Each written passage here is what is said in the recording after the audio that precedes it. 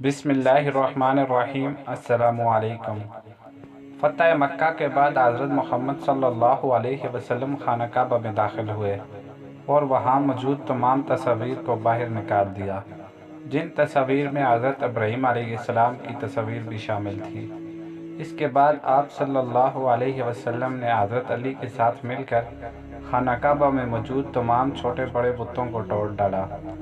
آپ بت توڑتے جاتے اور یہ ورد کرتے جاتے، حق آیا اور باطل مٹ گیا، بے شک باطل نے مٹ جانا تھا، یہاں تک کہ خانہ کعبہ کو شرک کی تمام نشانیوں سے پاک کر دیا۔ اس کے بعد آپ صلی اللہ علیہ وسلم نے صفا اور مروہ پر موجود دو بت، جن کے نام اصاف اور نائلہ تھے، وہ بھی توڑ ڈالے۔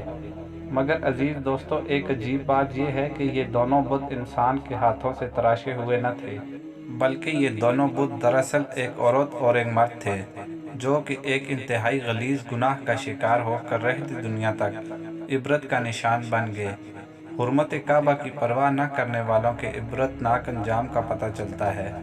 ان میں سب سے زیادہ عبرت ناک مثال اصاف اور نائلہ کے بتوں کا ہے۔ ان کا قصہ یہ ہے کہ عہد جاہلیت میں اصاف قبیلے بنی جرہم کا ایک مرد تھا، جس کا پورا نام اصاف بن یالہ تھا، اور نائلہ ایک عورت تھی، اس کا پورا نام نائلہ بنت زیر تھا، یہ بھی جرہم قبیلے سے تھی۔ قبیلہ جرہم وہ قبیلہ تھا جو سب سے پہلے مکہ میں آ کر آباد ہوا، سو یہ قبیلہ بیت اللہ شریف کے اطراف میں رہا کرتا تھا، لیکن بعد میں شکست خوردہ ہو کر یہ قبیلہ یمن میں جا بسا۔ اب یہ دونوں یعنی اصاف اور نائلہ یمن میں ہی رہا کرتے، ان کے درمیان ناجائز تعلقات تھے۔ ایک مرتبہ قافلے کے ساتھ حج کرتے دونوں مکہ آئے۔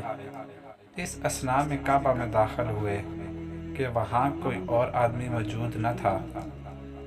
اس تنہائی سے فائدہ اٹھاتے ہوئے ان دونوں نے خانہ کعبہ میں بدفعلی کا ارتکاب کیا۔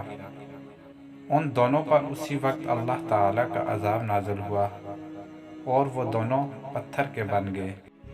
جب دوسرے لوگ خانہ کعبہ کے اندر گئے اور انہیں اس حالت میں پتھر بنے دیکھا تو لوگوں نے انہیں خانہ کعبہ سے اٹھایا اور باہر لا کر رکھ دیا، تاکہ آنے جانے والے لوگ اس کے اس دردناک انجام سے عبرت حاصل کریں۔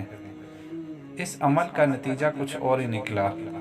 مکہ کے لوگوں نے اصاف کے بت کو اٹھا کر صفا کے مقام پر، جبکہ نائلہ کے بت کو اٹھا کر مروہ کے مقام پر رکھ دیا، اور ان کی سزا یہ تجویز کی گئی کہ جو بھی شخص صفا مروہ پر جائے، ان دونوں کو ایک ایک جوتا رسید کرے۔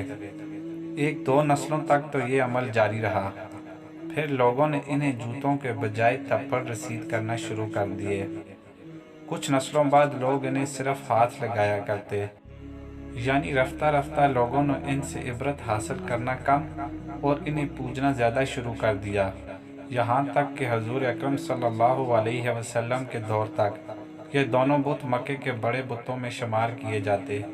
لوگ ان کے آگے سجدے کیا کرتے اور قربانی بھی چڑھاتے۔ جب حضور اکرم صلی اللہ علیہ وسلم کے آمد کے بعد یہ بت توڑ دیے گئے تو مسلمانوں کو دلوں میں یہ سوال کھٹکنے لگا کہ صفا اور مروہ کے درمیان صحیح حج کے اصل مناسب میں سے ہے یا یہ محض مشرکانہ دور کی ایجاد ہے۔ چنانچہ اس آیت کے ذریعے اللہ تعالیٰ نے مسلمانوں کی اس غلط فہمی کو دور کر کے صحیح بات کی رہنمائی فرمائی۔ بے شک صفا اور مروہ اللہ کی نشانیوں میں سے ہے، بس جو کعبہ کا حج یا عمرہ کرے تو اس پر کوئی گناہ نہیں کہ ان کے درمیان طواف کرے، اور جو کوئی اپنی خوشی سے نیکی کرے تو بے شک اللہ قدردان جاننے والا ہے۔ لہٰذا آج مسلمان جو حج یا عمرے کی سعادت حاصل کرتا ہے، وہ صفا اور مروہ کے درمیان 7 مرتبہ طواف کرتا ہے، جو کہ مناسک حج میں شامل ہے۔ عزیز دوستو، اس کے علاوہ بھی تاریخ میں ایسے واقعات کی کمی نہیں کہ جو لوگ بیت اللہ شریف کی بے حرمتی میں ملوث ہوئے، وہ رہتی دنیا تک کے لیے عبرت کا نشان بن گئے۔ اللہ پاک ہم سب کو نیک راہوں پر چلنے کی توفیق عطا فرمائے، آمین۔ ہماری اس فیملی کا حصہ بننے کے لیے ہمارے چینل کو سبسکرائب کیجیے، شکریہ۔